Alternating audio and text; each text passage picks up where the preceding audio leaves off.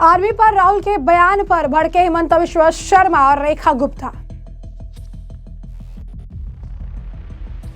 हिमंता बिश्वा शर्मा बोले, राहुल गांधी को पागल घोषित करो।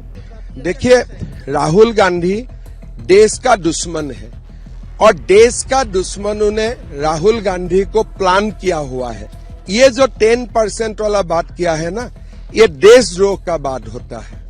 तमाम जो आर्मी सेना ने देश के लिए शहीद हुए, उनके लिए अपमान होते हैं। सीएम रेखा ने कहा, चुल्लू भर पानी में डूब मरना चाहिए।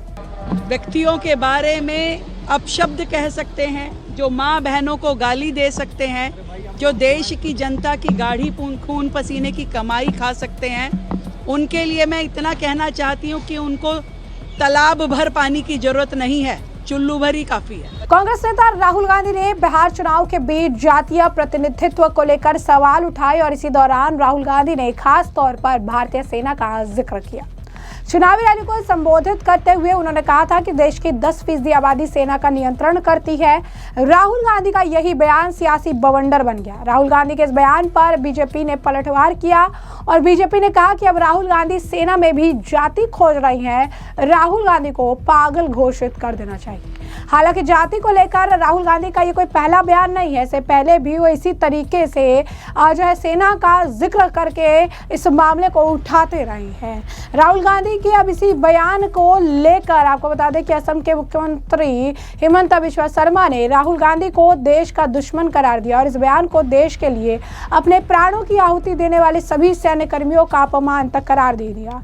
हिमंता बिश्वा शर्मा ने कहा कि राहुल गांधी देश का दुश्मन है। न्यायतंत्र आर्मी को कमजोर करो, जनता के बीच झगड़ा लगाओ। ये जो 10% वाली बात है, देशद्रोह वाली बात है। जो लोग देश के लिए शहीद हुए उनके अपमान है।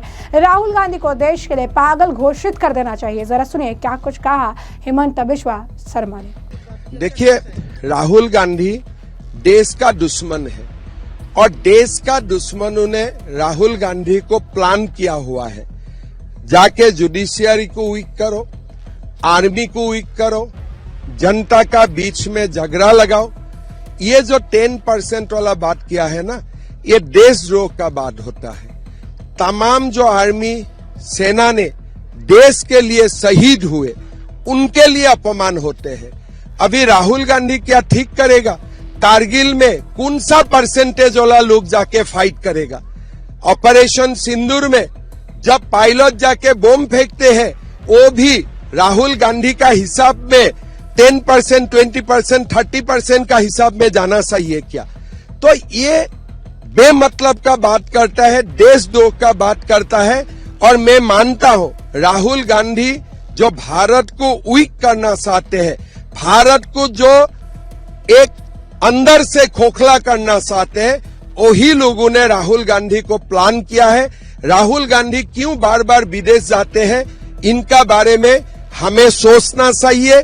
हमारे सरकार को इसका बारे में इंक्वायरी करना चाहिए। जैसे कि हमने हिमंता का बयान सुना, वहीं लोकसभा में नेता प्रतिपक्ष राहुल गांधी द्वारा सेना पर दिए गए बयान को लेकर दिल्ली की मुख्यमंत्री रेखा गुप्ता भी भड़की नजर आई और उन्होंने भी राहुल गांधी को आड़े हाथ लिया।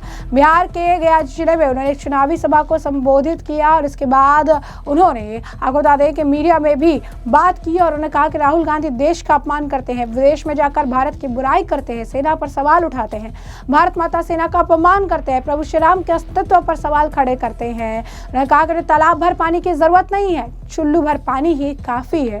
जरा सुनिए क्या कुछ कहा सीएम रेखा गुप्ता ने।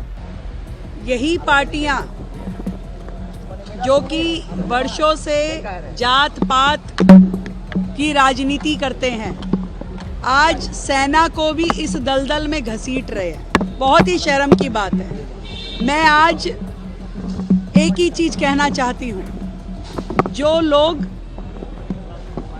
देश की बुराई विदेशों में जाकर के कर सकते हैं, जो लोग सेना के ऊपर प्रश्न चिन्ह लगा सकते हैं, जो लोग देश की सुरक्षा से कॉम्प्रोमाइज़ कर सकते हैं और हमारे देश की बातें बाहर जाके लीक कर सकते हैं, जो लोग श्री राम के अस्तित्व पे प्रश्न पूछते हैं, राम सेतु कहते हैं, था ही नहीं, जो लोग देश के सर्वोच्च पद पे बैठे हुए व्यक्तियों के बारे में अपशब्द कह सकते हैं, जो माँ बहनों को गाली दे सकते हैं, जो देश की जनता की गाढ़ी खून पसीने की कमाई खा सकते हैं, उनके लिए मैं इतना कहना चाहती हूँ कि उनको तालाब भर पानी की जरूरत नहीं है, चुल्लू भर ही काफ़ी है। तो जैसे कि हमने सीएम रेखा गुप्ता का बयान सुना, उन्होंने दावा ये भी किया कि इस बार जनता ने करारा जवाब देगी, बिहार में एनडीए की सरकार बनेगी। साथ ही साथ उन्होंने कहा कि ये पार्टियां जो सालों से जात पात की राजनीति करती है, सेना को भी इस दलदल में घसीट रही है, बहुत शर्मनाक है।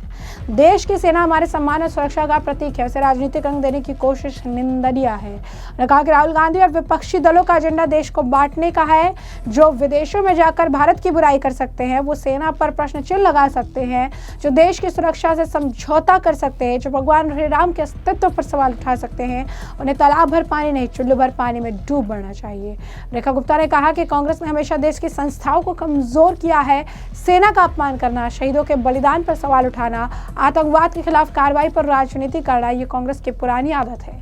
एनडीए सरकार ने देश की सुरक्षा को सर्वोच्च प्राथमिकता दी है। हमारे प्रधानमंत्री ने सेना का सम्मान दुनिया के हर मंच पर बढ़ाया है। तो आपने देखा किस तरीके से राहुल गांधी के इस बयान को लेकर लगातार बवाल मचा हुआ है। राहुल गांधी के बयान पर लगातार नेताओं की प्रतिक्रिया जो है देखने के लिए मिल रही है। चाहे राहुल गांधी के बयान को लेकर चिराग पासवान की प्रतिक्रिया हो या अन्य नेताओं की प्रतिक्रिया हो, उन सभी ने राहुल गांधी के ऊपर आरोप लगाए और ये कहा कि राहुल गांधी जो है वो आर्मी का इस्तेमाल या आर्मी शब्द का इस्तेमाल अपनी राजनीति के लिए कर रहे हैं, जो कि बहुत ज़्यादा गलत है। इस तरीके के बयान उन्हें नहीं देना चाहिए। इनफैक्ट आपको बता दें कि रक्षा मंत्री राजनाथ सिंह ने भी इस मामले पर प्रतिक्रिया दी थी और ये कहा था कि राहुल गांधी सेना में आरक्षण मांग करके अराजकता फैलाने की कोशिश कर रहे हैं। क्या सेना को जाति के आधार पर चलाया जा सकता है? हमारी सेना सभी जाति और धर्मों के लोग बिना किसी भेदभाव के सेवा करते हैं। तो यानी यहाँ पर आप देख सकते हैं कि किस तरीके से रक्षा मंत्री राजनाथ सिंह ने भी राहुल गांधी को लताड़ लगाई है। तमाम चीज़ें उन्होंने भी कही है और सिर्फ वही नहीं, आपको बता दें कि इस मामले को लेकर चिराग पासवान भी क्या कुछ कहते नजर आए थे। सुनिए। देखिए, अब ये प्रोवोकिंग स्टेटमेंट नहीं है तो और क्या है, और ये गलत है ना। मैं बार बार कह रहा हूँ कि भाई आप अपनी राजनीति कीजिए, आप नेता प्रतिपक्ष हैं, कोई दिक्कत नहीं है, बट इस तरीके से अब ये कहने का अर्थ वही है ना कि जैसा नेपाल में हुआ आप चाहते हैं कि उसी तरीके से भारत में भी हो। क्या आप खुश होंगे ऐसा देख के? क्या आपको अच्छा लगेगा जब भारत की संसद को आप जलता हुआ देखेंगे? क्या आप यही कामना करते हैं कि हमारा राष्ट्रपति भवन इस तरीके से जलता रहे? ये सारी बातें करने का कनेक्ट तो वही है ना, ये जेनजी टर्मिनोलॉजी शब्द इस भावना के साथ आप इस्तेमाल कर रहे हैं। कल को आप कवर अप करेंगे, बहुत सारी बातें बोलेंगे, ये मतलब नहीं था, वो मतलब नहीं था, बट इसके पीछे की भावना पूर्णतः आपकी यही है और ये गलत है। एक तरफ तो आप इस तरीके की सोच को आप रखते हैं जहां देश में आप अराजकता फैलाने की बातें आप कर रहे हैं, और वहीं दूसरी तरफ आप सेना का मनोबल तोड़ने वाला बयान देते हैं।